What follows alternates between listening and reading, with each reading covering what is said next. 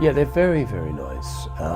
It is like a family, isn't it? You know, I think you find this going any series because, you know, all through the sort of 60s and 70s and into the 80s, I was going into all these famous series for 1, 2, 3 episodes. You know, I was always in and out of things as an actor, and it was very nice that.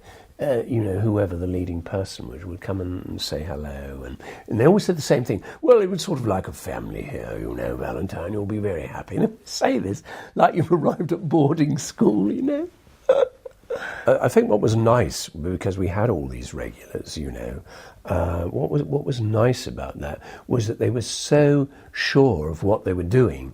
You know, but they were so sure of working together that they could give time and attention to people like myself who were just coming in for a few episodes, which was very nice, because they'd done it, you know, for so long. They were like a unit, so that was nice. Yeah, it was very pleasant, and it was great to be in something because it's the only thing that I've ever done in my long TV career that was science fiction. I've never done anything else that's sort of not real.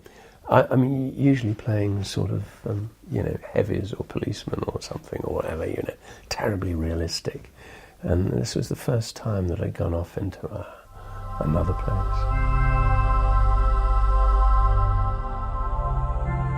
Well, there's a difference between proud of and remembered, actually.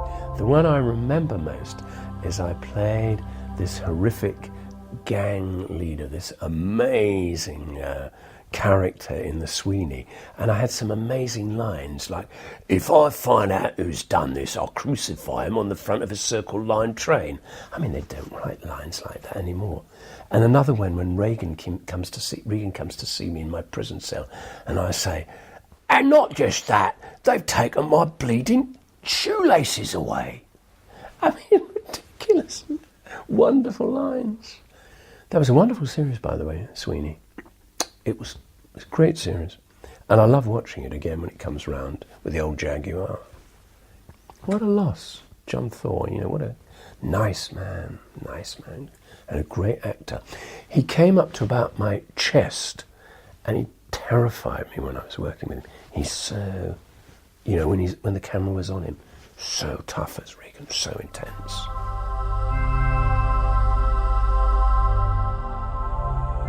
You know, I said I never say no to anything, you see.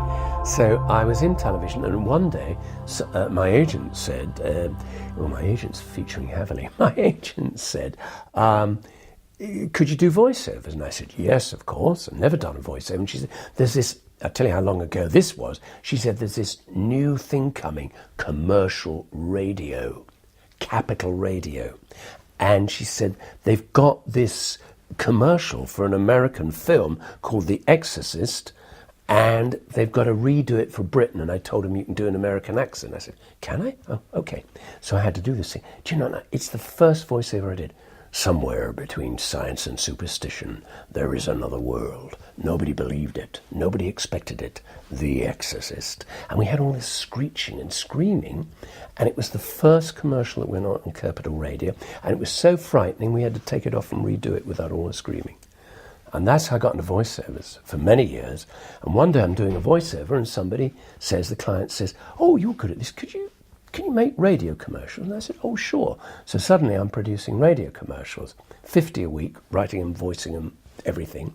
And one day a client says, well, you can do radio commercials. Can you do TV commercials? And I said, oh, yes. So suddenly I'm making TV commercials. And that's how it went on. And then I went into corporate video, and then I went to Hollywood and wrote scripts. And now for many years I've had the Academy of Communication, which trains people in business in various communication skills. So that's how it's. I never say no.